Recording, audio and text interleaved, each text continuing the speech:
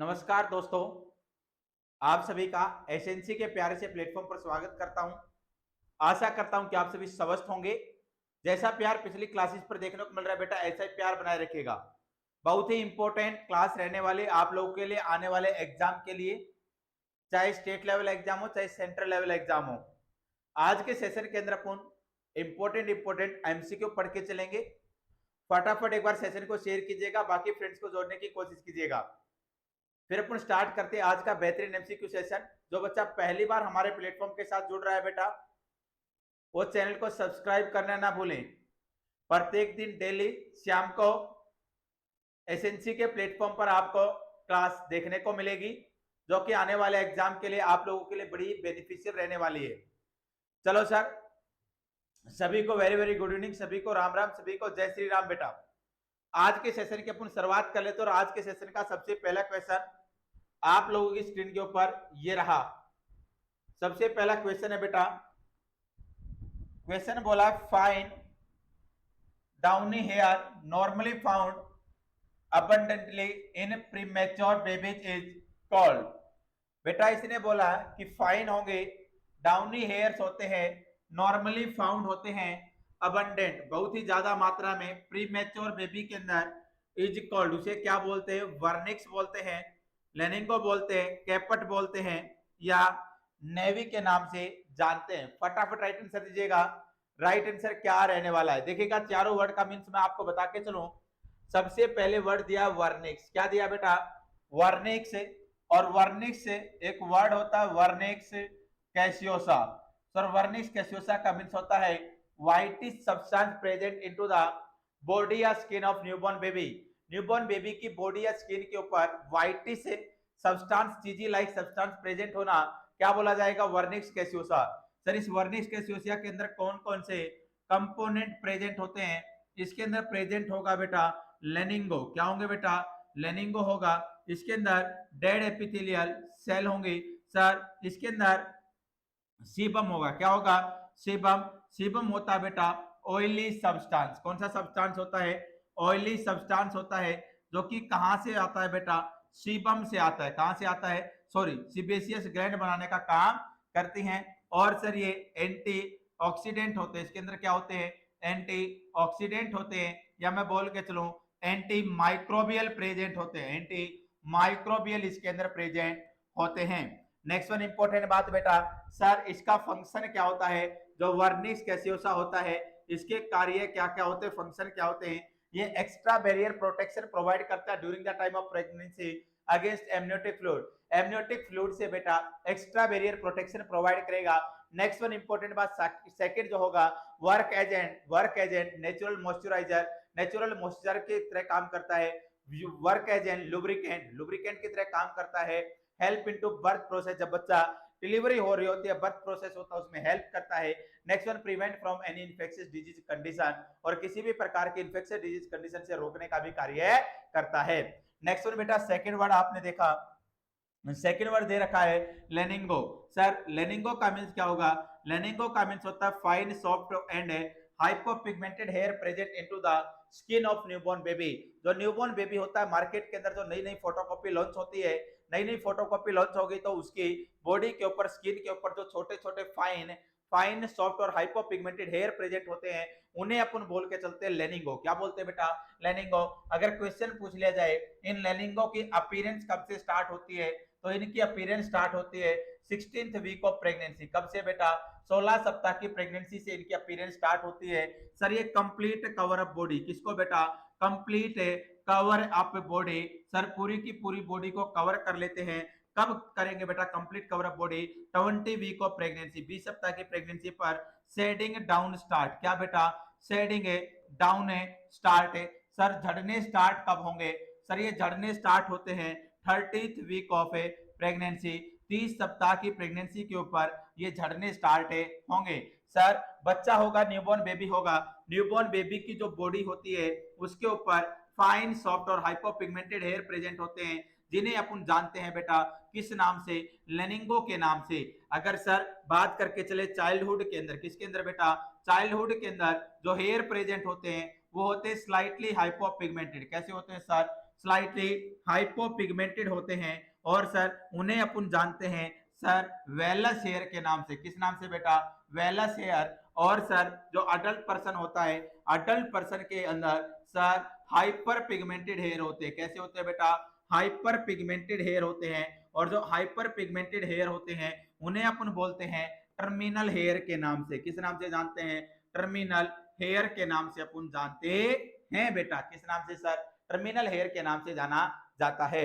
Next one बेटा, एक word आपने सुना कैपट। सर कैपट, कैपट सक्सीडेनम सुना होगा। क्या सुना होगा? कैपट सक्सीडेनम। कैपट सक्सीडेनम एक प्रकार से मैं बोलूं बर्थ इंजरी होती है। क्या होती है बेटा? बर्थ इंजरी होती है। सर जब बच्चे का जन्म होता है उस टाइम पर अपने को देखने को मिल सकती है। सर इसके अंदर क्या होगा? एक्सेसिव एक्यूमुलेशन होता है। किसका बेटा? फ्लूइड का। किसके बीच में? Periosteum, periosteum and scalp. Periosteum और स्काल्प के बीच में फ्लूइड का कलेक्शन होना क्या बोला जाएगा? कैपट सक्सीडेनम के नाम से जानते हैं। सर यह कंडीशन एट बर्थ, जब बच्चे का जन्म होता है उस टाइम पर अपने को देखने को मिलेगी। सर ये सूचर लाइन को क्रॉस करता जो फ्लूइड होता है ना, उस और सूचर लाइन को क्या करेगा? क्रॉस करेगा। और within 1 week, within 1 week, एक सप्ताह के अंदर अंदर ये क्या हो जाता है? डिसअपियर हो जाता है। क्या हो जाता है? डिसअपियर हो जाता है। कौन बेटा? कैपट सक्सीडेनम की कंडीशन। नेक्स्ट वन सर, एक वर्ड सुना होगा सिफेल हिमेटोमा। क्या नाम सुना होगा? सिफेल हिमेटोमा सुना होगा। सिफेल हिमेटोमा के अंदर हिमेटोमा का मींस क्या होगा? ब्लड होगा। क्या होगा? ब्लड होगा। सर किसका कलेक्शन होना? एक्यूमुलेशन होना। क्या होना बेटा? एक्यूमुलेशन होना। क्या चीज बेटा? ब्लड। कहां पर? पेरियोस्टियम एंड स्काल्प के बीच में एक्यूमुलेशन होगा। कौन सर? ब्लड। सर ये अपने को देखने को मिलता है सर इंस्ट्रूमेंटल डिलीवरी परफॉर्म करने के कारण, फोर्सेप की इंजरी वगैरह होने के कारण। सर ये at the time of birth देखने को नहीं मिलेगा। ये सूचर लाइन को क्रॉस नहीं करेगा। और सर ये डिसअपियर होता है 6 to 8 week after after birth. Birth के 6 से 8 सप्ताह बाद होगा। सर अगर ये टाइमली ट्रीट नहीं किया गया, डिसअपियर नहीं होता है, तो इसके लिए क्रेनियोटोमी करनी पड़ेगी। इंसिजन लगाकर अपने को बाहर निकालना पड़ेगा। सर ये कंडीशन क्यों डेवलप होती है? ये कंडीशन डेवलप होती है इम्प्रॉपर वेनस ड्रेनेज। जब बच्चा पास आउट होगा मेटरनल पेल्विस से, बच्चे का जो हेड होगा कंप्रेस कर दिया जाएगा। कंप्रेस होने के कारण इम्प्रॉपर वेनस ड्रेनेज होगा, उसके कारण एक्यूमुलेशन देखने को मिलेगा। चलो सर राइट आंसर क्या जाएगा? राइट आंसर रहेगा बेटा इसका option number B is the right answer. Lanugo क्या रहेगा? राइट आंसर रहेगा। मे भी अच्छे से आपको ये क्वेश्चन की परिभाषा समझ में आ गई होगी। चलो सर नेक्स्ट क्वेश्चन की तरफ रुक कर लेते हैं। नेक्स्ट क्वेश्चन क्या रहने वाला है? नेक्स्ट क्वेश्चन ये रहा आपकी स्क्रीन के ऊपर। A term baby which have hypoglycaemia, which have hypoglycaemia blood sugar level, blood glucose level will be. एक बच्चा है, बच्चे के अंदर क्या मिला बेटा? न्यूबॉर्न बेबी है, ट्रम बेबी है, ब्लड ग्लूकोज लेवल कम है, तो सर क्या बोलेंगे? Less than 70 mg per DL, less than 20 mg per DL, less than 30 mg per DL, या less than 50 mg per DL. फटाफट राइट आंसर दीजिएगा। शाबाश शाबाश शाबाश शाबाश शाबाश, very very very very good बेटा, फटाफट राइट आंसर दीजिएगा। देखिएगा सर अगर अपन मैं बात करके सुनो, एक क्वेश्चन पढ़ा होगा sir baby of A diabetic mother. क्या पढ़ा होगा? Baby of A diabetic mother. Diabetic जो मदर का बेबी होता है ना, उसके अंदर बेटा अपने को क्या देखने को मिलता है? सर हाइपोग्लाइसीमिया देखने को मिलता है। क्या देखने को मिलता है? Hypoglycaemia. Sir blood glucose level क्या मिलेगा? कम मिलेगा। Normal blood glucose level 50 to 90 mg per DL होता है, 50 to 90 mg पर डीएल होता है।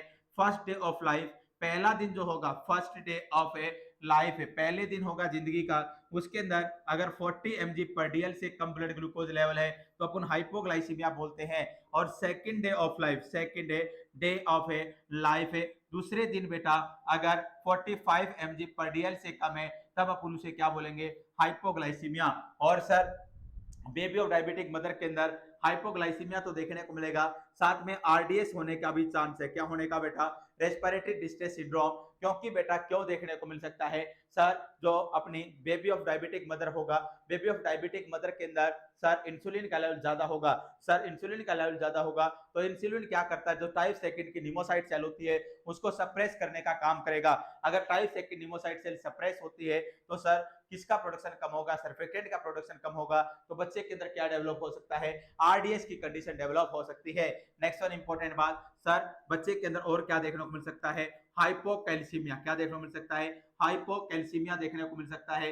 नेक्स्ट वन बेटा हाइपर बिलिरुबिमिया, क्या देखने को मिल सकता है सर, हाइपर बिलिरुबिमिया देखने को मिल सकता है, जॉन्डिस होने का खतरा हो सकता है। नेक्स्ट वन बेटा सर और कौन सी कंडीशन अपने को देखने को मिल सकती है, ध्यान से सुनिएगा। ऐसे बच्चे के अंदर सर अपन एसेस करते हैं, क्या करते हैं, एसेस करते हैं कौन सी बोन को, क्लेविकल बोन को, कौन सी बोन को, क्लेविकल बोन को, क्योंकि सबसे ज्यादा जो खतरा होता है, हार्म होता है, रिस्क होता है वो क्लेविकल बोन रप्चर होने का होता है। सर मैक्रोसोमिया देखने को मिलेगा, क्या देखने को मिलेगा, मैक्रोसोमिया, जो बेबी का वेट होगा ना वो मोर देन 4 kg देखने को मिलेगा। Next one sir blood glucose level assess करेंगे। अगर न्यूबॉर्न बेबी है, न्यूबॉर्न बेबी के अंदर हाइपोग्लाइसीमिया है, as soon as possible start कर देनी क्या बेटा, breast feeding. Next one important बात, सर अपन ओरल क्या देंगे, ग्लूकोज देंगे। अगर बच्चा टॉलरेट नहीं कर पा रहा है तो अपने को क्या देना है, आईवी डेक्सट्रोज अपने को देके चलनी है। ये कंडीशन किसकी बताई मैंने, पूरा का पूरा हाइपोग्लाइसीमिया के बारे में बता के चले हैं। तो सर क्वेश्चन की तरफ बढ़ते हैं और क्वेश्चन के अंदर राइट आंसर क्या रहेगा, less than 50 mg per DL, 50 mg per DL से कम होगा तो अपन क्या बोलेंगे कि बच्चे के अंदर क्या हो गया है, हाइपोग्लाइसीमिया की कंडीशन हो गई है। अरे साथ के साथ सेशन को लाइक जरूर करते रहे बेटा, सेशन को लाइक जरूर करते रहे, आपका एक लाइक है मेरे को बहुत ज्यादा मोटिवेशन देता है। चलो सर नेक्स्ट क्वेश्चन ये रहा, which of the following is a not manifestation of a neonatal tetanus है। सर कौन सी एक ऐसी कंडीशन होगी, कौन सी एक ऐसी कंडीशन होगी, कौन सा एक साइन एंड सिम्टम होगा, कौन सा एक क्लिनिकल फीचर होगा, कौन सा एक मैनिफेस्टेशन होगा जो कि बेटा सर नियोनेटल टेटनस के अंदर देखने को नहीं मिलता है। ऑप्शन नंबर ए है हाइपोटोनिया, ऑप्शन नंबर बी है इरिटेबिलिटी, ऑप्शन नंबर सी है फेशियल ग्राइमेसिंग, ऑप्शन नंबर डी है डिफिकल्टी इन फीडिंग। फटाफट राइट आंसर दीजिएगा। देखिएगा बेटा सर जो नियोनेटल टेटनस होता है कौन सी कंडीशन होती है, नियोनेटल टेटनस वाली जो कंडीशन होती है ना, नियोनेटल टेटनस को बोलते हैं 8th डे डिजीज, क्या बोलते हैं, 8th डे डिजीज के नाम से जानते हैं, 8th डे डिजीज के नाम से जानते हैं। बेटा जब अपन अम्बलाइकल कोड को कट करते हैं तो 7C टेक्निक का यूज किया जाता है, पहले 5C टेक्निक का यूज किया जाता था, आजकल 7C टेक्निक का यूज किया जाता है। और उन 7C टेक्निक का यूज क्यों करते हैं, to prevent the baby from a neonatal tetanus. Neonatal tetanus से बचाने के लिए सर क्लीन सरफेस आएगा, क्या आएगा, क्लीन सरफेस आएगा, क्लीन हैंड आएगा, क्लीन ब्लेड आएगा, क्लीन क्लैंप आएगा। नेक्स्ट वन बेटा क्लीन सरफेस हो गया, एक क्लीन वाटर लेते हैं, एक क्लीन टेक्निक अपन लेके चलते हैं, क्लीन सरफेस होगा, क्लीन क्लॉथ, एक क्लीन क्लॉथ अपन लेके चलेंगे। 7C होते हैं, इन 7C टेक्निक का अपन यूज करके चलते हैं। तो सर जो बच्चे के अंदर अगर नियोनेटल टेटनस हो गया तो उसके अंदर क्या क्या देखने को मिलेगा, सर उसके अंदर हाइपोटोनिया नहीं हाइपरटोनिया होगा, क्या होगा बेटा, हाइपरटोनिया होगा, इरिटेबिलिटी होगी, फेशियल ग्राइमेसिंग जरूर देखने को मिलेंगे। Sir difficulty in feeding, option number कौन सा राइट जाएगा, ऑप्शन नंबर ए बिल्कुल बिल्कुल राइट आंसर रहने वाला है। चलो सर नेक्स्ट क्वेश्चन ये रहा आपकी स्क्रीन के ऊपर, क्वेश्चन पूछा गया है which of the nurse's action is not recommended while caring for the newborn of HIV positive mother। देखिएगा क्वेश्चन पूछा है कि sir which of the nursing action is not recommended, कौन सा नर्सिंग एक्शन होगा जिसको अपने को रिकमेंडेड नहीं करना है जब क्या कर रहे हो, while caring for the newborn of HIV positive mother. जब न्यूबॉर्न बेबी होगा, HIV पॉजिटिव मदर का जो न्यूबॉर्न बेबी है उसको अपन केयर दे रहे हैं, और कब दे रहे हैं सर HIV पॉजिटिव को, तो कौन सा एक्शन होगा जिसको रिकमेंडेड नहीं करना है। ऑप्शन नंबर ए है wiping of secretion from knows and I separately, कि सर अपने को जो सिक्रीशन है नोज और आई से सिक्रीशन को अलग अलग नहीं करना है। Sir wiping off secretion from mouth है, माउथ से सिक्रीशन को वाइप नहीं करना है, नहीं निकालना, नहीं पहुंचना है। Use of a mouth operate suction to excrete mucus है, सर अपने को यूज नहीं करना है माउथ ऑपरेट का suction to excrete mouth operate का यूज नहीं करना, क्या करने के लिए, सक्शन को बाहर, mouth operate suction to mucus को बाहर निकालने के लिए। Giving of oxygen if required, अगर जरूरत है तो ऑक्सीजन नहीं देनी, अपने को मरने देना है, तो कौन सी चीज होगी जिसको रिकमेंडेड नहीं करना है। देखिएगा बेटा, सिक्रीशंस को अपने को जरूर बाहर निकालना, जरूर वाइप करना, जरूर पहुंचना है किसके, नोज और आई के। सर वाइपनिंग को माउथ से भी सिक्रीशन को अपने को वाइप करके चलना है। Sir giving oxygen if required, अगर जरूरत है तो ऑक्सीजन भी देनी है, लेकिन यूज ऑफ क्या नहीं करना है बेटा, क्वेश्चन एग्जाम के अंदर पूछा गया है, use of mouth operated suctioning, mouth के द्वारा अपने को सक्शन करके, माउथ के द्वारा ऑपरेटेड सक्शन रिक्वायर्ड नहीं होता, जरूरी नहीं होगा, अपने को परफॉर्म नहीं करना म्यूकस को बाहर निकालने के लिए। किसके अंदर, एचआईवी पॉजिटिव मदर के बच्चे के अंदर। ऑप्शन नंबर सी बिल्कुल बिल्कुल राइट आंसर रहेगा। चलो सर नेक्स्ट क्वेश्चन ये रहा आपकी स्क्रीन के ऊपर, wide gap in the suture, wide gap in the suture is known as, sir suture के अंदर वाइड गैप पहना क्या बोला जाएगा। ऑप्शन नंबर ए है diameter, option fontanelle, option circumference, option number D inlet. फटाफट राइट आंसर दीजिएगा। Wide gap in suture, suture के अंदर वाइड गैप पहना क्या बोला जाएगा। देखिएगा बेटा,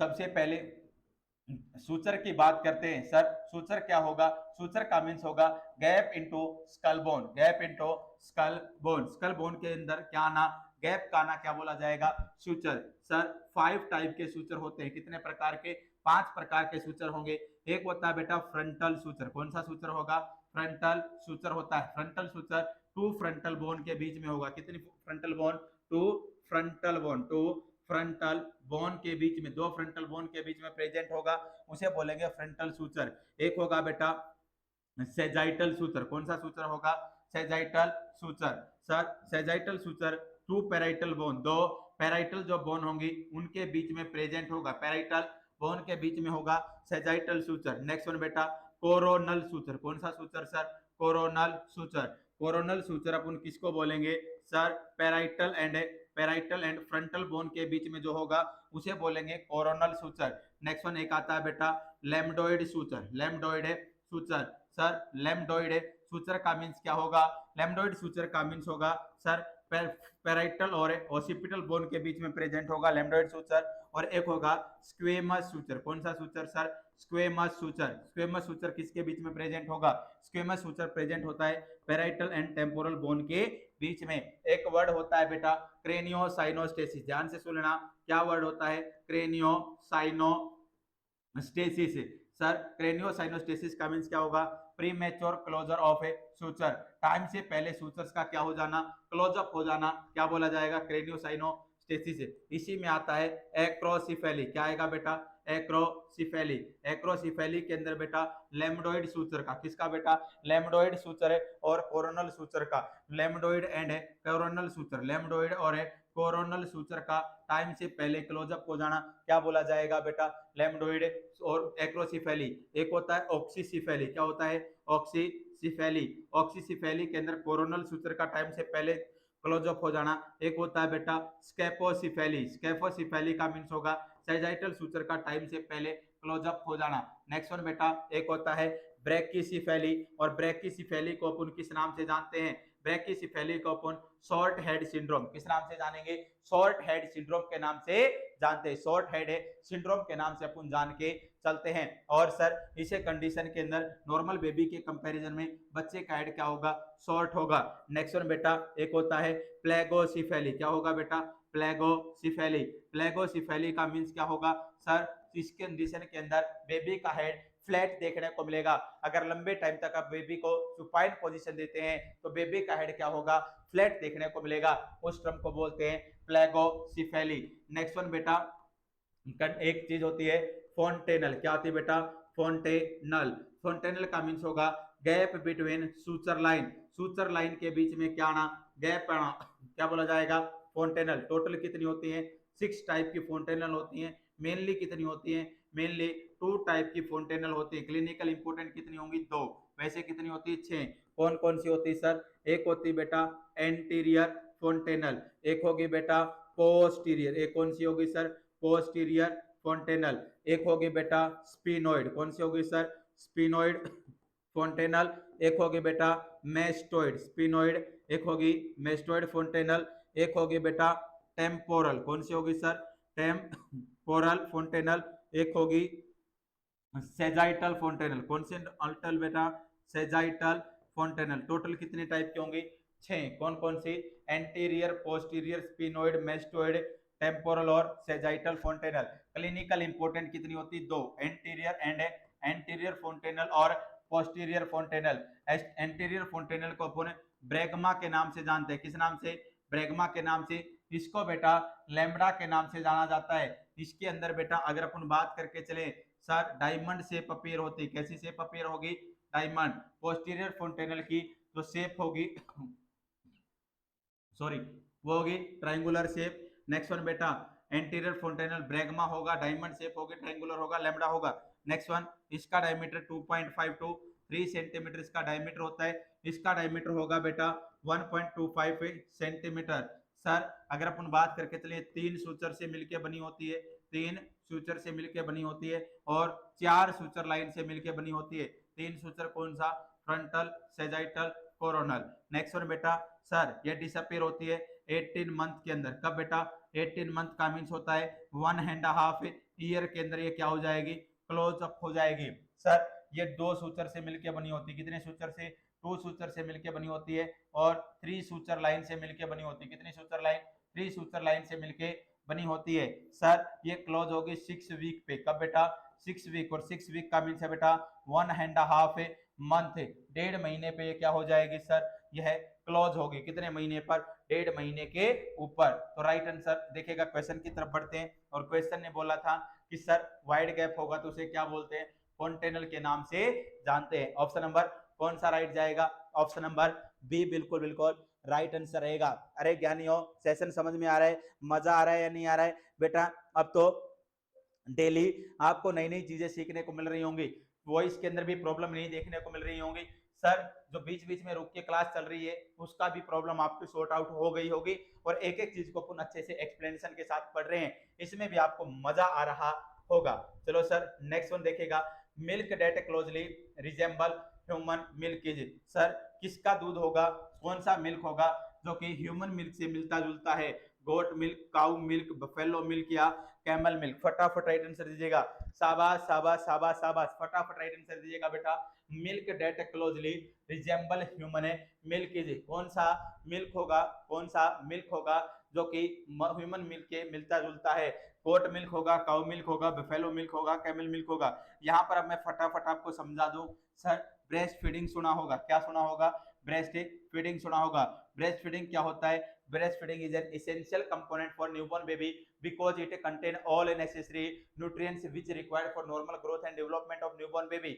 सर जो ब्रेस्ट फीडिंग होता है इसेंशियल कंपोनेंट होता है न्यूबॉर्न बेबी के लिए, क्योंकि इसके अंदर सारे के सारे कंपोनेंट प्रेजेंट होते हैं, न्यूट्रिएंट प्रेजेंट होते हैं जो कि नॉर्मल बेबी को ग्रोथ एंड डेवलपमेंट के लिए जरूरी होते हैं। सर ब्रेस्ट फीडिंग को अपने को स्टार्ट कब करना है? ब्रेस्ट फीडिंग को अपने को स्टार्ट करना है ये डिपेंड करता है बेटा टाइप ऑफ डिलीवरी के ऊपर। किसके ऊपर डिपेंड करेगा? टाइप ऑफ डिलीवरी के ऊपर डिपेंड करता है। अगर नॉर्मल वेजाइनल डिलीवरी है और एक है बेटा सिजेरियन सेक्शन, अगर नॉर्मल वेजाइनल डिलीवरी है तो एज सून एज पॉसिबल, जितना जल्दी से जल्दी हो सकता है अपने को ब्रेस्ट फीडिंग स्टार्ट कर देनी है। और सर सिजेरियन सेक्शन के अंदर आफ्टर 3 to 4 आवर, 3 से 4 घंटे के बाद ब्रेस्ट फीडिंग स्टार्ट करनी है। एक हेल्दी मदर है, हेल्दी मदर की ब्रेस्ट से कितना ml मिल्क सीक्रेट होता है? 500 से 700 ml मिल्क पर डे क्या होता है? सीक्रेट होता है। और 100 ml जो ह्यूमन मिल्क होगा बेटा तो कितनी किलो एनर्जी प्रोवाइड करेगा? 66 किलो एनर्जी प्रोवाइड करता है। और 100 ml काउ मिल्क होगा वो कितनी करेगा? वह करता है 67 किलो कैलोरी। अगर 100 ml बेटा बफेलो मिल्क होगा तो वो कितनी करता है? वो करता 117 किलो कैलोरी। बेटा अगर अपन बात करके चले बच्चे के बेटा दूध पिलाना है, मम्मी का दूध नहीं आ रहा है तो अपन किसका पिला सकते हैं? रिजेंबल कौन सा होगा? Cow milk. Sir breast feeding provide करनी है एवरी 2 to 3 आवर, प्रत्येक 2 से 3 घंटे में। देखना क्वेश्चन पूछा जाएगा एग्जाम के अंदर, ब्रेस्ट फीडिंग अपने को कब स्टार्ट करनी है? जब बच्चा रोने लगे, जब बच्चा यूरिन पास आउट कर दे, जब बच्चा स्टूल पास आउट कर दे, या 2 से 3 घंटे। तो अपने को राइट आंसर दे के आना है। बच्चे के रोने धोने से अपने को कोई लेना नहीं है, प्रत्येक 2 से 3 घंटे के अंदर ब्रेस्ट फीडिंग प्रोवाइड करनी है। और फॉर्मूला फीडिंग 3 से 4 घंटे के बाद अपने को प्रोवाइड करनी है एवरी 3 to 4 आवर, प्रत्येक 3 से 4 घंटे में ब्रेस्ट फीडिंग अपन प्रोवाइड करके चलेंगे। नेक्स्ट वन इंपॉर्टेंट बात बेटा ध्यान से सुनिएगा। सर अगर अपन बात करके चलें बेनिफिट्स क्या होते हैं किसके बेटा? ब्रेस्ट फीडिंग के क्या क्या बेनिफिट्स होंगे? Benefits of A breast feeding आपसे पूछ लिया जाए तो सर न्यूबॉर्न जो बेबी होता है ना, न्यूबॉर्न बेबी को दो प्रकार के बेनिफिट होते हैं। एक होता है बेटा न्यूट्रिटिव बेनिफिट। कौन सा बेनिफिट बेटा? न्यूट्रिटिव बेनिफिट होता है। और एक होता है बेटा प्रोटेक्टिव बेनिफिट। कौन सा होगा सर? प्रोटेक्टिव बेनिफिट होगा और एक होगा न्यूट्रिटिव बेनिफिट। सर अगर अपन बात करके चले न्यूट्रिटिव बेनिफिट्स कौन सा होगा और सर प्रोटेक्टिव बेनिफिट्स कौन सा होगा। न्यूट्रिटिव बेनिफिट्स अपने को देखने को मिल सकता है कि सर सबसे पहले कार्बोहाइड्रेट, जो ह्यूमन मिल्क होता है ना, ह्यूमन मिल्क के अंदर कार्बोहाइड्रेट लैक्टोज शुगर की फॉर्म में प्रेजेंट होती है। कौन सी शुगर में? Lactose sugar. और लैक्टोज शुगर कैसा शुगर होता है? डाइसैकेराइड शुगर होता है, जो कि बेटा किससे मिलकर बना होता है? ग्लूकोज प्लस लैक्टोज से मिलकर बना हुआ होता है। सर ये क्या काम करती है, क्या फंक्शन करती है? एक तो enhance the growth of a normal flora bacteria, normal flora bacteria की ग्रोथ को बढ़ाने का काम करती है। सेकंड बेटा increase the absorption of calcium from A intestine, intestine से कैल्शियम के एब्जॉर्प्शन को बढ़ाने का काम है करता है। नेक्स्ट और इंपॉर्टेंट बात आएगी कार्बोहाइड्रेट के बाद सर प्रोटीन। सर जो ह्यूमन मिल्क होता है ना, उसके अंदर two easily digestible protein present होते हैं। दो इजिली डाइजेस्टेबल क्या होते हैं? प्रोटीन प्रेजेंट होते हैं। कौन कौन सा बेटा? एक तो होगा लैक्ट एल्बुमिन और एक प्रेजेंट होगा बेटा लैक्ट ग्लोबुलिन। कौन सा होगा? लैक्ट ग्लोबुलिन प्रेजेंट होगा। दोनों के दोनों आसानी से क्या हो जाते हैं बेटा? डाइजेस्ट हो जाते हैं। सर अमाइनो एसिड भी प्रेजेंट होते हैं। अमाइनो एसिड कौन सा होगा? Purine and cystine. कौन सा होगा? Purine and cystine amino acid होते हैं, जो कि न्यूरोट्रांसमीटर को बनाने का काम है करते हैं। सर ह्यूमन मिल्क के अंदर फैट भी पाया जाता है। और फैट किस फॉर्म में होता है बेटा? फैट होता है फूफा की फॉर्म में। और फूफा का मीन्स होता है पॉलीअनसैचुरेटेड फैटी एसिड। सर जो कि माइलिनेशन का काम करता है। किसका काम करता है सर? माइलिनेशन का काम करता है, माइलिन शीट को बनाने का काम है करता है। सर प्रोटेक्टिव बेनिफिट्स क्या होंगे? प्रोटेक्टिव बेनिफिट जानिएगा। सर ह्यूमन मिल्क के अंदर आईजीए पाया जाता है, जो कि बच्चे को इम्यूनिटी प्रोवाइड करने का काम करता है। सर ह्यूमन मिल्क के अंदर पाबा पाया जाता है। पाबा का मीन्स होता है पैरामाइनो बेंजोइक एसिड, जो कि बच्चे को मलेरिया से बचाता है। नेक्स्ट वन बेटा ह्यूमन मिल्क के अंदर सर बाइफिडस फैक्टर पाया जाता है। कौन सा फैक्टर? बाइफिडस फैक्टर, जो कि किससे बचाने का काम करता है? जो कि इकोलाई से बचाने का काम करता है। एक बेटा पाया जाता है लैक्टोफेरिन। कौन सा फेरिन बेटा? लैक्टोफेरिन पाया जाता है, जो कि एंटेरोबैक्टीरिया से बचाने का काम है करेगा। नेक्स्ट वन बेटा मदर के लिए भी बेनिफिट्स होते हैं। मदर के लिए ब्रेस्ट फीडिंग के क्या क्या बेनिफिट होंगे? यह प्रिवेंट करता है किससे बेटा? पीपीएच से, पोस्टपार्टम हेमरेज से। सर यह एक्स्ट्रा फैट जो गेन हुआ था प्रेगनेंसी के दौरान, उसको लॉस करने में हेल्प करता है। सर कॉन्ट्रासेप्टिव मेथड की तरह काम करता है। नो टाइम कंज्यूमिंग, ओवेरियन और ब्रेस्ट कैंसर से प्रिवेंट करने का काम है करता है। कौन बेटा? Breast feeding. Sir breast feeding के अंदर कार्बोहाइड्रेट कितना होता है? कार्बोहाइड्रेट होता है बेटा 6 से 7 ग्राम। ध्यान से सुनना। सर फैट कितना होता है? फैट होता है 4.2 ग्राम। और सर प्रोटीन कितना होता है? 1.1 ग्राम क्या होता है? प्रोटीन पाया जाता है। 88% इसके अंदर क्या होता है? वाटर होता है। क्या होता है? वाटर होता है। 0.05 टू 0.1 mg पर लीटर। पर लीटर क्या होता है इसके अंदर? आयरन होता है। आयरन की मात्रा सबसे कम होती है किसके अंदर? ह्यूमन मिल्क के अंदर। शुगर की मात्रा क्या मिलेगी? ज्यादा मिलेगी किसके कंपैरिजन में? काऊ के मिल्क के कंपैरिजन में शुगर और बेटा आयरन ज्यादा मिलेगा। लेकिन काऊ मिल्क के अंदर कैल्शियम और या मैं बोलूं इलेक्ट्रोलाइट क्या मिलेंगे? ज्यादा मात्रा में मिलते हैं। नेक्स्ट वन बेटा सर क्या क्या अपने को एबनॉर्मलिटी देखने को मिल सकते हैं? अपने को एबनॉर्मलिटी देखने को मिल सकती है, क्रैक्ड निप्पल देखने को मिल सकती है, ब्रेस्ट इनगोर्जमेंट देखने को मिल सकता है, इन्वर्टेड निप्पल वगैरह देखने को मिल सकती है।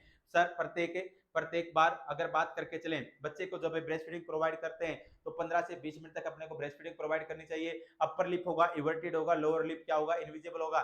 जब बच्चा स्वेलो करे तो गल्पिंग साउंड आनी चाहिए। और एक्सक्लूसिव ब्रेस्ट फीडिंग प्रोवाइड करनी चाहिए। एक्सक्लूसिव ब्रेस्ट फीडिंग का मींस होता है 6 महीने तक केवल और केवल बच्चे को मम्मी का दूध पिलाना चाहिए। अन्य किसी भी प्रकार का कोई भी दूध बच्चे को नहीं पिलाना चाहिए। या कोई भी कॉम्प्लीमेंट्री फीडिंग अपने को स्टार्ट है 6 महीने के बाद स्टार्ट करनी। कॉम्प्लीमेंट्री फीडिंग का मींस होता है कि सर उसको बिस्किट वगैरह खिला देना, किसके साथ? मम्मी के दूध के साथ।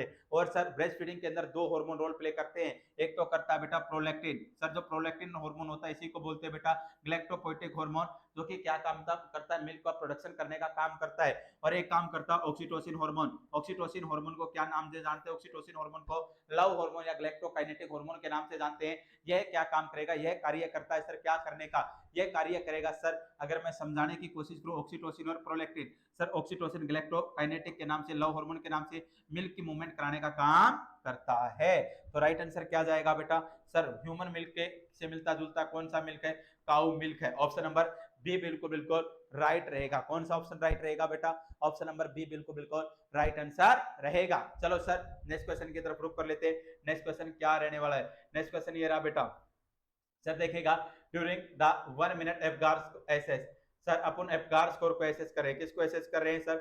एफगार स्कोर को एसेस कर रहे हैं। देखिएगा मे बी आपको नजर आ रहा होगा यहाँ पर पूरा का पूरा क्वेश्चन। देखिए, during the 1 minute Apgar score assessment, a newborn has heart rate of 120 beat per minute, lusty cry, acrocyanosis, and minimal flexion of extremities. A nurse would give the newborn an Apgar score of है। Sir Apgar score का question पूछा गया है। Apgar score total normal condition में 2 बार perform करते हैं, 1 minute पे और 5 मिनट पे। अगर एबनॉर्मल टीआरई सेकंड टाइम वाले में तो 10 मिनट पे परफॉर्म करेंगे। तो एपगार स्कोर निकालिएगा। मैंने तुम्हें अच्छे से किसी क्लास के अंदर जरूर बताया होगा एपगार स्कोर को कैसे निकालते हैं। देखिएगा सबसे पहले बात करके चलें, हार्ट रेट आती है। हार्ट रेट बेटा कितने से ज्यादा है? 100 से ज्यादा। अगर 0 है, एब्सेंट है तो 0, अगर 100 से कम है तो 1, और 100 से ज्यादा तो कितना स्कोर देना है? 2 स्कोर देना है। नेक्स्ट वन बेटा रेस्पिरेशन। रेस्पिरेशन के अंदर अगर एब्सेंट है तो 0, अगर स्लो क्राई कर रहा, आराम से क्राई करेगा तो क्या होगा? रेस्पिरेशन भी कम होगा। अच्छा रेस्पिरेशन नहीं होगा, लस्टी क्राई होगा, वाइकस क्राई होगा, जोर जोर तरीके से रोएगा तो बेटा उतने ज्यादा लंग्स क्या होंगे? एक्सपेंड होंगे, और उतना ही अच्छा क्या होगा? रेस्पिरेशन। तो बेटा लस्टी क्राई कर रहा, जोरदार तरीके से रो रहा है तो कितना स्कोर जाएगा? 2। कितना स्कोर जाएगा? 2। एक्रोसाइनोसिस। एक्रोसाइनोसिस का मींस होता है बेटा एक्सट्रीमिटीज तो कैसी होंगी? ब्लू। एक्सट्रीमिटीज कैसी होंगी? ब्लू होंगी। और एक्सेप्ट बॉडी कैसी होगी? पिंक होगी। तो बेटा एक्रोसाइनोसिस की कंडीशन है। किसको चेक करें? अपीयरेंस को चेक करें, स्कोर कितना जाएगा? 1। अगर पूरी की पूरी बॉडी ब्लू है, स्कोर 0 जाएगा। अगर बेटा एक्सट्रीमिटीज ब्लू है, बॉडी पिंक है, 1, और पूरी की पूरी बॉडी पिंक है तो 2 जाएगा। नेक्स्ट वन बेटा, मिनिमल फ्लेक्शन ऑफ एक्सट्रीमिटीज।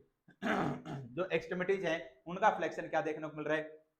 कम है, पूरी तरीके से फ्लेक्शन नहीं है। मसल टोन अच्छी नहीं है, मसल टोन अच्छी नहीं है। अगर मसल टोन अपसेंट है तो 0, अगर हल्की फुल्की मिनिमम है तो 1, और मैक्सिमम है तो 2, तो आ गया 1। लेकिन यहाँ पर बेटा रिफ्लेक्स कहीं पर भी नजर नहीं आ रहा, ग्राइमेस अपने को नजर नहीं आ रहा, तो स्कोर कितना जाएगा? ध्यान से सुनना। बहुत सारे बच्चों का आंसर आया होगा 6, बच्चों का आंसर आया होगा 6। मैंने इसी वजह से क्वेश्चन को ऐड करवाया था कि आपको अच्छे से समझा सकूं। बेटा इसका राइट आंसर क्या रहेगा? आपके अनुसार 6 आया होगा, लेकिन मेरे अनुसार कितना आया सर? 8 आया। हमेशा एक बात को माइंड के अंदर याद रख लेना, अगर कोई पैरामीटर नहीं दे रखा और पैरामीटर को इक्वेशन के अंदर शो नहीं कर रखा तो आपको समझना पैरामीटर उस बच्चे के अंदर क्या है? नॉर्मल है। और नॉर्मल है तो स्कोर कितना जाएगा? 2। और 6 प्लस में 2 करेंगे, 6 प्लस में 2 करेंगे तो कितना स्कोर आ जाएगा? 8। ऑप्शन नंबर कौन सा राइट जाएगा? सी बिल्कुल बिल्कुल राइट आंसर रहेगा। ऑप्शन नंबर है सी बिल्कुल बिल्कुल राइट रहेगा। कौन सा रहेगा? 8 आंसर रहेगा। चलो सर क्वेश्चन समझ में आया होगा।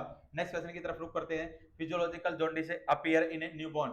सर क्वेश्चन पूछा गया है physiological jaundice appear in newborn. Newborn baby के अंदर फिजियोलॉजिकल जॉन्डिस अपीयर होगा। कब होगा बेटा jaundice appear in newborn? Sir within 24 hour. 24 hour के अंदर, 5 to 6 डेज के अंदर, 2 to 3 डेज के अंदर, 8 to 10 डेज के अंदर। फटाफट फटाफट फटाफट राइट आंसर दीजिएगा।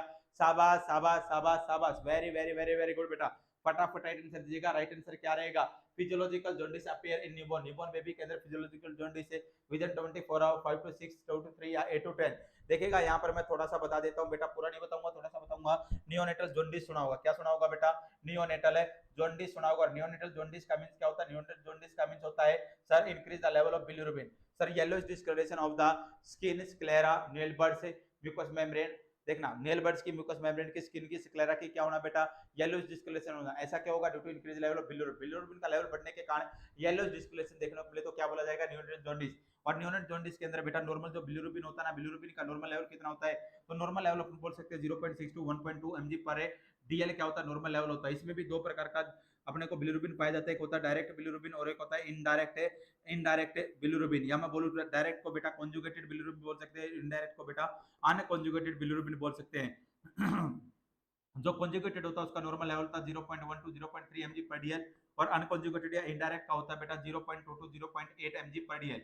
अगर अपन बात करके चले बेटा न्यूबॉर्न बेबी के अंदर 5 mg पर डीएल से ज्यादा बिलिरुबिन का लेवल बढ़ जाए, कितने से ज्यादा बेटा? 5 mg per DL, 5 mg per DL से ज्यादा बिलिरुबिन का लेवल बढ़ेगा तो अपन क्या इंडिकेट करेंगे? उसको बोलेंगे नियोनेटल जॉन्डिस। क्या बोलेंगे? Neonatal jaundice. अगर बेटा कॉन्जुगेटेड प्लस अनकॉन्जुगेटेड दोनों बिलिरुबिन का लेवल कितने से ज्यादा हो रहा है? 12 mg पर डीएल से ज्यादा हो रहा है तो अपन क्या बोल के चलेंगे? नियोनेटल जॉन्डिस अपन बोल सकते हैं। अडल्ट पर्सन के अंदर बिलिरुबिन का लेवल अगर 2 mg पर डीएल से ज्यादा होगा तो क्या बोलेंगे बेटा? उसे भी अपन क्या बोल के चलेंगे?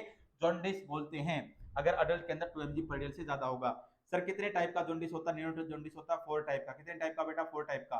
सर अडल्ट के अंदर कितना होता है, 3 प्रकार का होता है, प्री हिपेटिक होता है, ऑब्स्ट्रक्टेड होता है और पोस्ट हिपेटिक देखने को मिलता है। सर 4 टाइप का कौन कौन सा होगा, एक तो होता है बेटा फिजियोलॉजिकल जॉन्डिस, कौन सा होगा बेटा, फिजियोलॉजिकल जॉन्डिस देखने को मिलेगा, और एक होता है बेटा पैथोलॉजिकल जॉन्डिस, कौन सा जॉन्डिस होगा सर, एक होगा फिजियोलॉजिकल और एक होगा बेटा पैथोलॉजिकल है जॉन्डिस, और एक होगा बेटा फिजियोलॉजिकल पैथोलॉजिकल के बाद है ब्रेस्ट मिल्क जॉन्डिस, कौन सा jaundice sir, breast milk jaundice, और एक होगा बेटा ब्रेस्ट फीडिंग जॉन्डिस, कौन सा jaundice sir, breast feeding jaundice. Total कितने प्रकार का जॉन्डिस होता है, 4 प्रकार का जॉन्डिस होता है, physiological jaundice, pathological jaundice, breast feeding और breast milk jaundice. Sir physiological jaundice अपने को जन्म के टाइम पर कभी भी देखने को नहीं मिलेगा, जन्म के 24 घंटे के बाद देखने को मिलेगा, कितने घंटे बाद, 24 घंटे के बाद देखने को मिलेगा टर्म बेबी के अंदर, टर्म बेबी के अंदर 24 घंटे के बाद, और प्री टर्म बेबी के अंदर 48 घंटे के बाद देखने को मिलता है। कौन सा जॉन्डिस बेटा sir, physiological jaundice. Physiological jaundice के अंदर अगर अपन बात करें बिलिरुबिन का लेवल 5 mg per dl से ज्यादा होगा, लेकिन बेटा 15 mg per dl से कम होगा। Peak level 12 mg per dl होगा, 12 mg per dl कितने दिन पे पहुंचेगा, 5th डे ऑफ लाइफ, 5वें दिन के ऊपर पहुंच जाएगा, और ये कंडीशन एक वीक के अंदर, एक सप्ताह के अंदर क्या हो जाएगी, डिसअपियर हो जाएगी। सर फिजियोलॉजिकल जॉन्डिस के पीछे कारण क्या होता है सर, इसके अंदर होता है लाइफ स्पान, या तो डिक्रीज हो जाए लाइफ स्पान किसका बेटा, आरबीसी का, या इंक्रीज नंबर हो जाए किसके बेटा, आरबीसी के नंबर ज्यादा हो जाए, या आरबीसी का जो लाइफ स्पान हो क्या हो जाए, कम हो जाए, या मैं बोलूं बेटा लीवर क्या हो बेटा, इमेच्योर, लीवर क्या हो, इमेच्योर। तो अपना कौन सा जॉन्डिस बोला जाएगा, फिजियोलॉजिकल। सेकंड आता है बेटा पैथोलॉजिकल जॉन्डिस। पैथोलॉजिकल जॉन्डिस अपने को जन्म के टाइम पर देखने को मिलेगा, कब देखने को मिलेगा, जन्म के टाइम पर अगर येलोइश डिस्कलरेशन देखने को मिल रही तो कौन सा जॉन्डिस होगा, पैथोलॉजिकल जॉन्डिस होगा। पैथोलॉजिकल जॉन्डिस के अंदर 15 mg per dl से ज्यादा होगा, स्पॉन्टेनियसली डिसअपियर नहीं होता, इसके लिए अपने को मेडिकल मैनेजमेंट की आवश्यकता जरूर पड़ती है। सर ये है अपने को क्यों देखने को मिलता है, ये अपने को देखने को मिलता है आरएच इनकॉम्पिटेबिलिटी कंडीशन में, एबीओ इनकॉम्पिटेबिलिटी की कंडीशन में, या G6PD की डेफिशिएंसी के कारण, किसके कारण बेटा, G6PD की डेफिशिएंसी के कारण, ग्लूकोज 6 फॉस्फेट ट्रीहाइड्रोजनेज, जो कि एंजाइम, एक एंजाइम होता है जो कि क्या काम करता है सर, आरबीसी की वाल को बनाने का काम करता है। या मैं बोलूं सिकल सेल एनीमिया, थैलेसीमिया की कंडीशन के कारण भी अपने को पैथोलॉजिकल जॉन्डिस देखने को मिल सकता है। ब्रेस्ट मिल्क जॉन्डिस क्या होगा बेटा, ब्रेस्ट मिल्क जॉन्डिस अपने को देखने को मिलेगा, क्योंकि बेटा जो ह्यूमन मिल्क होता है, क्या होता है बेटा, ह्यूमन मिल्क होता है, कंटेन करता है, वो कंटेन करता है प्रोजेस्टेरोन 3 अल्फा 2 बीटा डायोल, कौन सा करता है बेटा, प्रोजेस्टेरोन 3 अल्फा 2 बीटा डाइओस्टेरोल। सर ये क्या होता है, एंड प्रोडक्ट होता है किस, प्रेगामाइन 3 अल्फा 2 बीटा डायोल, किसको करेगा बेटा, प्रेगामाइन 3 अल्फा 2 बीटा डायोल। सर ये क्या काम करता है, एक एंजाइम होता है जो कि यूडीपी जीटी एंजाइम की, यूडीपी जीटी जो एंजाइम होता है उसकी एक्टिविटी को कम कर देता है। जो प्रेगामाइन 3 अल्फा 2 बीटा डायोल होता है, ये एंड प्रोडक्ट होता है किसका बेटा, प्रोजेस्टेरोन का। ये क्या काम करेगा, यूडीपी जीटी एंजाइम की एक्टिविटी को कम करेगा। और जो यूडीपी जीटी एंजाइम की फुल फॉर्म क्या होती है, हमेशा याद रखिएगा ना, यूरिडाइन डाइफॉस्फेट ग्लूकोरोनोसाइल ट्रांसफेरेज एंजाइम। ये क्या काम करता है बेटा, अनकॉन्जुगेटेड बिलिरुबिन को कॉन्जुगेटेड बिलिरुबिन के अंदर बदलने का काम करता है। अगर बेटा इस एंजाइम की कमी होगी तो अनकॉन्जुगेटेड किस में नहीं बदलेगा, कॉन्जुगेटेड में लगातार किसका लेवल बढ़ेगा, अनकॉन्जुगेटेड का, और लगातार अनकॉन्जुगेटेड बिलिरुबिन का लेवल बढ़ेगा तो बॉडी के अंदर क्या देखने को मिलेगा आपको, नियोनेटल जॉन्डिस देखने को मिलेगा। एक होता है बेटा breast feeding jaundice, breast feeding jaundice का मींस क्या होगा सर, इनएडिक्वेट अमाउंट में अगर बच्चे को ब्रेस्ट फीडिंग प्रोवाइड करवा रहे हैं, नॉर्मली 500 से 700 ml मिल्क क्या होता है, सीक्रेट होता है मदर की ब्रेस्ट से। अगर अपन बच्चे को 500 ml से कम, कितने ml से कम, 500 ml से कम क्या प्रोवाइड करा रहे हैं बेटा, मिल्क प्रोवाइड करा रहे हैं, तो बच्चे के अंदर अपने को क्या देखने को मिल सकता है सर, इनएडिक्वेट क्या होगा, क्योंकि पेरिशल्स मूवमेंट क्या हो जाएंगी, कम हो जाएगी। कम मात्रा में क्या होगा बेटा, बॉडी से क्या होगा, एक्सक्रीट आउट होगा किसका बेटा, बिलिरुबिन का कम मात्रा में बॉडी से एक्सक्रीट आउट देखने को मिलेगा, एक्सक्रीशन देखने को मिलेगा। तो ये होगा ब्रेस्ट फीडिंग जॉन्डिस। मे भी यहाँ तक आपको एक एक चीज अच्छे से समझ में आई होगी। तो राइट आंसर कौन सा जाएगा बेटा, 5 से विद इन 24 आवर, नहीं बेटा पैथोलॉजिकल होगा, 5 से 6 दिन बाद भी नहीं, 2 से 3 दिन या 8 से 10 दिन। तो राइट आंसर जाएगा बेटा according to option 2 to 3 day, 2 to 3 day after 24 hour. मैंने बोला ट्रम बेबी है, ट्रम बेबी के अंदर बेटा आफ्टर 24 आवर, और बेटा प्री ट्रम बेबी है, प्री ट्रम बेबी के अंदर आफ्टर 48 आवर, 48 घंटे के बाद अपने को क्या देखने को मिलता है, जॉन्डिस देखने को मिलेगा। कौन सा, फिजियोलॉजिकल। चलो सर नेक्स्ट क्वेश्चन ये रहा, keeping the infant under radiant warmer prevents heat loss by which of the following in immediate postpartum phase. देखिएगा सर अगर अपन बात करके चले, क्वेश्चन पूछा है keeping the infant under radiant warmer, जो रेडिएंट वार्मर का, रेडिएंट वार्मर जो बच्चा होता है, इन्फेंट होगा सर, न्यूबॉर्न बेबी होगा, उसको रेडिएंट वार्मर में रखा है, prevent heat loss, heat loss से बचाने के लिए by which of the following immediate postpartum phase, कौन सा फेज होगा सर, रेडिएंट वार्मर क्या होता है, एक ओपन कंपार्टमेंट होता है। अरे बोलते हैं ना बच्चे को शीशे के अंदर लगा दिया, शीशे के अंदर लगाना क्या होता है, रेडिएंट वार्मर या इंक्यूबेटर के अंदर रखना होता है। दो प्रकार के इंस्ट्रूमेंट होते हैं, जब बच्चे के अंदर हाइपोथर्मिया कंडीशन, बॉडी का टेम्परेचर कम हो 34 डिग्री सेंटीग्रेड से कम होगा तो पीएमसी कंगाल मदर केयर इफेक्टिव नहीं होती, तो बच्चे को रेडिएंट वार्मर या इंक्यूबेटर के अंदर रखना होता है। रेडिएंट वार्मर के अंदर बेटा क्या होता है, ओपन कंपार्टमेंट होता है, ऊपर से खुला होता है, इसके अंदर इनसेंसिबल हीट लॉस होती रहती है, हीट लॉस होती रहेगी, अपने को पता नहीं लगेगा। लेकिन बेटा जो इंक्यूबेटर होगा, इंक्यूबेटर क्या होगा, क्लोज कंपार्टमेंट होता है, उसके अंदर हीट लॉस अक्कर नहीं होती है। अगर किसी भी बच्चे को अपने को रेडिएंट वार्मर के अंदर रख रखा तो बेटा सर प्रत्येक घंटे उसकी बॉडी का टेम्परेचर चेक करना, नॉर्मल कंडीशन में प्रत्येक घंटे 0.5 डिग्री फ़ारेनहाइट या वॉल्यूम में उसकी बॉडी का टेम्परेचर क्या होता रहता है, इंक्रीज होता रहता है। सर अगर बात करके चले अपने पास रेडिएंट वार्मर या इंक्यूबेटर आपको क्या नहीं है बेटा, अवेलेबल नहीं, तो अपन 200 वोल्ट का बल्ब यूज कर सकते हैं। नेक्स्ट वन बेटा जो रेडिएंट वार्मर होता है उसके अंदर दो प्रकार के मोड पाए जाते हैं, एक स्किन सर्वो मोड होता है, एक मैनुअल मोड पाया जाता है। और स्किन देखिएगा, एक बात हमेशा याद रखना, बच्चे के अंदर हीट लॉस से बचाने के लिए अपन रेडिएंट वार्मर को पहले क्या कर लेते हैं, प्रीवॉर्म कर लेते हैं, ताकि बच्चा उसके कांटेक्ट में आएगा तो बॉडी से क्या ना हो, हीट लॉस से ना हो। तो अगर बेटा बात करके चले keeping the infant under radiant warmer के अंदर रखा है, प्रिवेंट हीट लॉस से बचाने के लिए by which of the following in immediate postmortem phase, कौन सा फेज होगा, इवेपोरेशन, कन्वेक्शन, कंडक्शन या रेडिएशन। तो हमेशा याद रखना उससे क्या है कि बेटा एयर आएगी और एयर के कांटेक्ट में आएगा, एयर के कांटेक्ट में आने से जो हीट लॉस होती है कौन सा मेथड होता है, कन्वेक्शन। और इसके अंदर बचेगी हीट लॉस, बचेगी तो कौन सा मेथड है, प्रिवेंट करेंगे तो कौन सा मेथड होगा, कन्वेक्शन। कौन सा रहेगा बेटा, convection. Option number B is the right answer. Next question ये रहा, brain damage caused by accumulation, brain damage caused by accumulation of abnormal level of toxic bilirubin in the brain is known as. Sir इसने question बोला brain damage हो जाता है, क्यों हो जाता है, caused by accumulation of abnormal level of toxic bilirubin in the brain is known as. Sir ज्यादा मात्रा में क्या होने के कारण, बिलिरुबिन का जमा होने के कारण ब्रेन क्या हो जाएगा, डैमेज हो जाएगा। तो सर अगर अपने को हमेशा एक बात याद रखनी है बेटा, अगर बिलिरुबिन का लेवल कितने का लेवल बेटा, बिलिरुबिन जो होता है ना, बिलिरुबिन का लेवल कितने से ज्यादा हो जाए, और बिलिरुबिन क्या होता है बेटा, एंड प्रोडक्ट होता है किसका बेटा, हीमोग्लोबिन का। ध्यान से सुनना, बिलिरुबिन क्या होता है, एंड प्रोडक्ट होता है किसका बेटा, हीमोग्लोबिन का। और सर अगर अपन बात करें जब इसका लेवल 20 mg/dl से ज्यादा हो जाए, 20 mg/dl से ज्यादा होगा, तो सर ये किसको क्रॉस कर जाता है, बी को क्रॉस कर जाता है, ब्लड ब्रेन बैरियर को क्रॉस कर जाएगा, और ब्लड ब्रेन बैरियर को क्रॉस करके कहां पर पहुंचेगा बेटा, ब्रेन के अंदर पहुंचेगा। और ब्रेन के अंदर पहुंचने के बाद जो ब्रेन की जो नॉर्मल सेल होती है, क्या होते हैं, ब्रेन की जो नॉर्मल सेल होती है उनको क्या कर देगा, डैमेज। और ब्रेन के नॉर्मल सेल को डैमेज करेगा तो इस टर्म को बोलते हैं कार्निक टेरेस। क्या बोलते हैं बेटा, कार्निक टेरेस के नाम से जानते हैं, कार्निक टेरेस के नाम से जानते हैं। ऑप्शन नंबर कौन सा राइट जाएगा, according to question option number यहाँ पर सी दे रखा, लेकिन नंबर इसको बी कर लेते हैं और इसको सी कर लेते हैं, तो राइट आंसर जाएगा option number B. Option number B बिल्कुल बिल्कुल राइट आंसर रहेगा। चलो सर नेक्स्ट क्वेश्चन की तरफ रुक कर लेते हैं। नेक्स्ट क्वेश्चन क्या है, differential diagnosis of bed waiting in childhood include all except. Sir differential diagnosis of bed waiting in childhood include all except. Sir सारे के सारे डायग्नोसिस अपन कर सकते हैं किसको चेक एसेस करने के लिए, बेड वेटिंग। बेड वेटिंग का मींस होता है एन्यूरेसिस। क्या बोलते हैं बेटा, एन्यूरेसिस। एन्यूरेसिस का मींस होता है bed wetting. Sir after completion 5 year, 5 साल की कंप्लीट हो गई, अनवांटेड क्या कर रहा है sir, unwanted urine pass out after completion of 5 year of age. 5 साल की उम्र कंप्लीट करने के बाद भी सर अनवांटेड क्या कर रहा है, अपनी बिना इच्छा से क्या कर रहा है सर, यूरिन पास आउट कर रहा है, बेड के अंदर बेड को गीला कर रहा है, उसे अपन क्या बोल के चलेंगे सर, उसे अपन बोलेंगे बेटा एन्यूरेसिस। क्या बोलेंगे, एन्यूरेसिस। सर अगर अपन बात करके चलें ऑल एक्सेप्ट, उसके अंदर कौन सा कर सकते हैं, ऑब्स्ट्रक्टेड यूरोपैथी, एपिलेप्सी, डायबिटीज मेलाइटिस या इन्फेंटाइल एटिज्म। कौन सा डायग्नोसिस नहीं करेंगे, एक को छोड़ना है। देखिएगा नेक्स्ट वन बेटा, दो प्रकार का होता है एन्यूरेसिस, कौन सा, प्राइमरी और सेकेंडरी। प्राइमरी एन्यूरेसिस के अंदर क्या होगा, प्राइमरी जो एन्यूरेसिस होता है उसके अंदर क्या होगा बेटा, बच्चे ने बीच में क्या कर दिया था, यूरिन पास आउट बंद कर दिया था, लेकिन दोबारा से फिर से यूरिन पास आउट करना स्टार्ट कर दिया। और सेकेंडरी के अंदर आज तक 5 साल हो गए, 5 साल के अंदर एक बार ड्राई पीरियड नहीं आया है, बच्चे के अंदर एक बार भी ऐसा नहीं हुआ कि उसने यूरिन पास आउट करना बंद किया है, 5 साल से लगातार क्या करता रहे, यूरिन पास आउट करता रहे। डाययूरिनल का मींस होगा दिन के टाइम मिक्स होगा बेटा, दिन देखता ना रात देखता, और नॉक्सुरल का मींस होता है रात के टाइम यूरिन पास आउट करना। तो इसके पीछे कॉज क्या हो सकते हैं, अननोन एटियोलॉजी, लेकिन फिर भी रिस्पेक्टर क्या हो सकते हैं, स्ट्रक्चर के अंदर एब्नॉर्मलिटी हो बेटा, पाथवे के अंदर ऑब्स्ट्रक्शन हो सकता है, सर अपने किसी हार्मोन की क्या हो सकती है, कमी हो सकती है, हार्मोनल डेफिशिएंसी। तो ऐसे बच्चे के अंदर अपने को बेटा सोने से पहले क्या करना होगा, यूरिन पास आउट करवाना होगा। सर सोते टाइम उसको पानी को अपने को इनटेक को अवॉइड करके चलेंगे।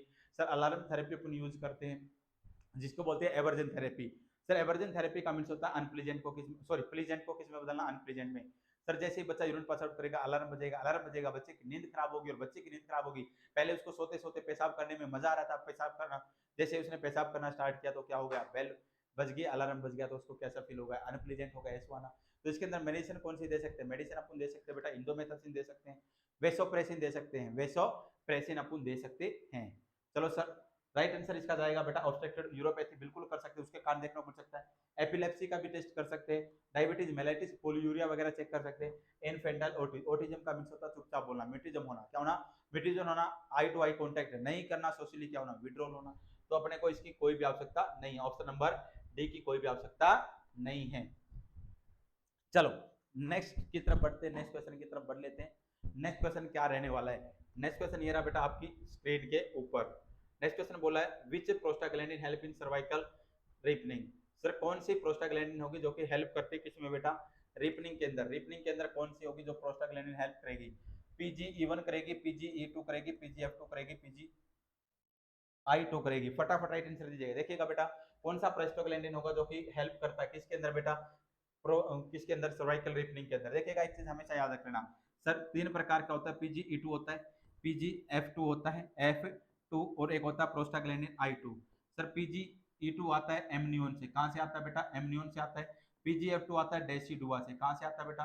डेसिडुआ से आता है। और PGI2 आता है बेटा मायोमेट्रियम से। किससे आता है बेटा? मायोमेट्रियम से। तो बेटा सर्वाइकल रेपनिंग के लिए कौन सा जरूरी होगा? तो हमेशा याद रख लेना PGE2। PGE2 ऑप्शन नंबर कौन सा राइट जाएगा? ऑप्शन नंबर जाएगा B is the right answer. चलो बेटा आज के सेशन को अपन यहीं पर विराम देते हैं। मे भी सेशन आपको पसंद आया होगा, अच्छा लगा होगा, है ना। बहुत सारे क्वेश्चन अपने 12 क्वेश्चन जाने, और 12 क्वेश्चन नहीं, अपने बहुत सारे जो पूरा के पूरे टॉपिक भी अपने पढ़ने की कोशिश की है। मे भी एक एक चीज आपकी समझ में जरूर आई होंगी। अगर सेशन आपको पसंद आया हो तो बेटा सेशन को अभी तक लाइक नहीं किया तो सेशन को लाइक जरूर करें। जो बच्चा पहली बार हमारे प्लेटफॉर्म के साथ जुड़ रहा है बेटा चैनल को सब्सक्राइब करना ना भूले। अगर थ्योरी क्लासेस से जुड़ना चाहता हो तो सृष्टि नर्सिंग कोचिंग की ऐप अवेलेबल है प्ले स्टोर के ऊपर। आप ऐप डाउनलोड कर सकते हैं, कोर्सेज आप परचेज कर सकते हैं, अपनी तैयारी को और बेहतरीन कर सकते हैं, अपनी तैयारी को आगे बढ़ा सकते हैं, अपने सपनों को साकार कर सकते हैं। चलो बेटा सभी को जय श्री राम, जय प्रभु की, राधे राधे, शुभ रात्रि। सोना नहीं है रे, 2-4 दिन बचे हैं, सोना नहीं है, बाद में सो जाना ना, एग्जाम है, एग्जाम के बाद सोना है अपने को। चलो सर कल फिर मिलते हैं इसी टाइम के ऊपर, इसी समय के ऊपर।